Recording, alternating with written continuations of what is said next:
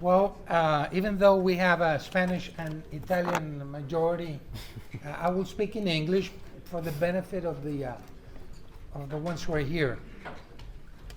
The short answer to your question, Alvaro, is yes. If the Venezuelan regime falls down, then it'll be like a domino effect in the whole region. But I would like to explain why I say this and what is the situation today. In Latin America, there are two sectors, two groups. On the one hand, you have the socialist governments. Three of them are dictatorships: Cuba, Nicaragua, and of course my country, Venezuela. And then other socialist countries or governments like Colombia, Brazil, Mexico, Honduras, etc.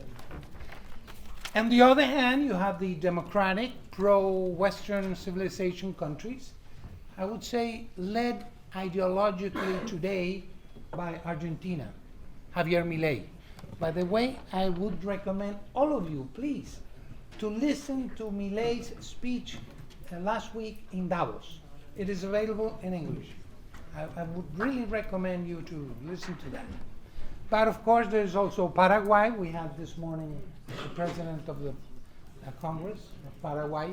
And we have other countries like Dominican Republic, Peru, Costa Rica, El Salvador, among others. So there is this balance, right? But this balance can be broken with the arrival of Donald Trump to the White House.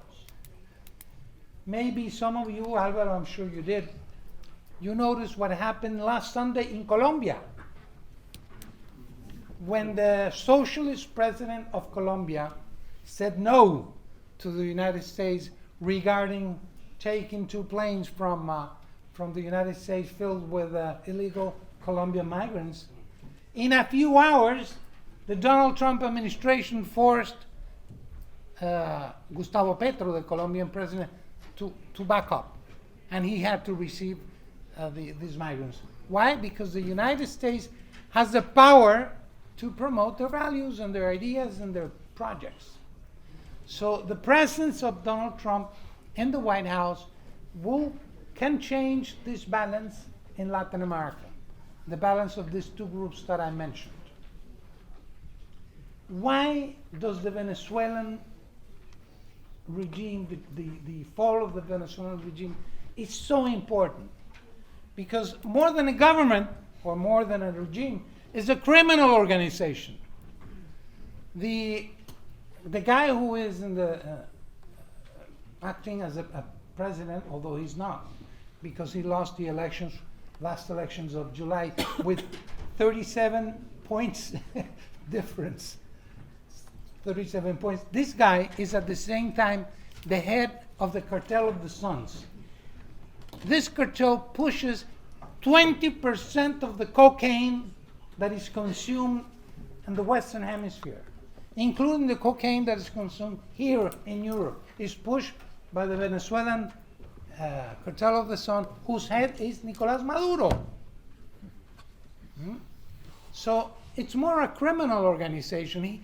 Maduro has his own terrorist organization, which is called TDA, Tren de Aragua, which is famous now in the United States. They're making raids to put him all in jail and get him back somewhere. He is related to Hezbollah. It's a very anti-Semitic regime.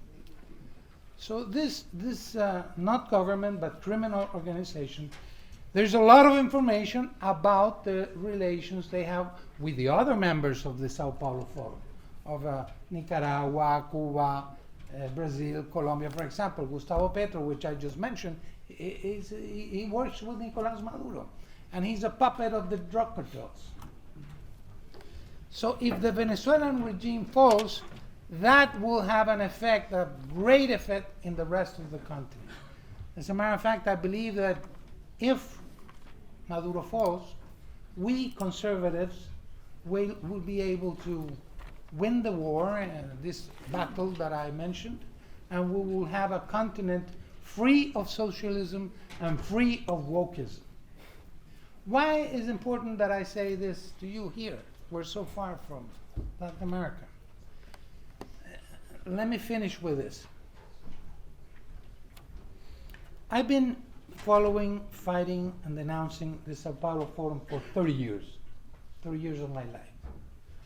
And I've learned a lot from watching them. And there's one thing they do.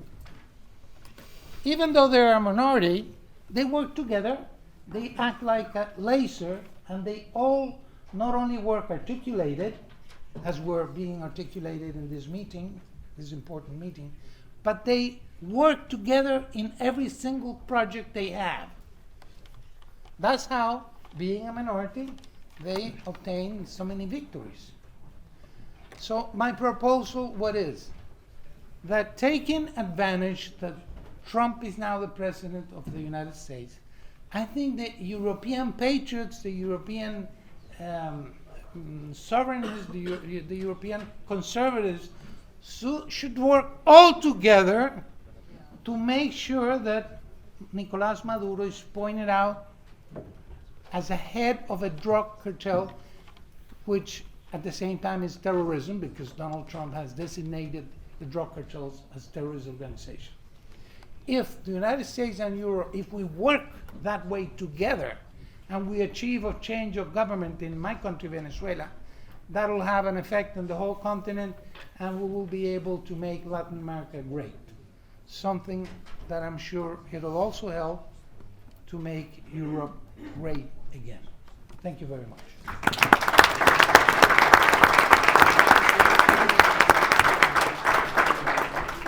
Muchas gracias, Alejandro. Nuestro siguiente ponente, Juan Ángel Soto, actualmente está haciendo su tesis doctoral en Ciencias Políticas en Londres. Ha tenido diferentes posiciones de responsabilidad en la Fundación Civismo. También ha sido el director internacional de la Fundación Disenso y ha fundado numerosas organizaciones cívicas, entre ellas la Fundación Fortius y la Fundación Principios, de la que es presidente. Además de participar activamente en los medios de comunicación españoles, ¿no? Yo quería hacerte una pregunta, Juan Ángel. Se ha hablado mucho de unidad durante los diferentes paneles, pero es cierto que las diferencias políticas, a veces, o por cuestiones nacionales, o a veces incluso también por cuestiones económicas, dificultan esa colaboración, por ejemplo, de la que estaba hablando Alejandro, ¿no? ¿Es posible, mediante las organizaciones cívicas, que tú conoces también, superar esas diferencias y poder crear realmente una base común de entendimiento para un trabajo político?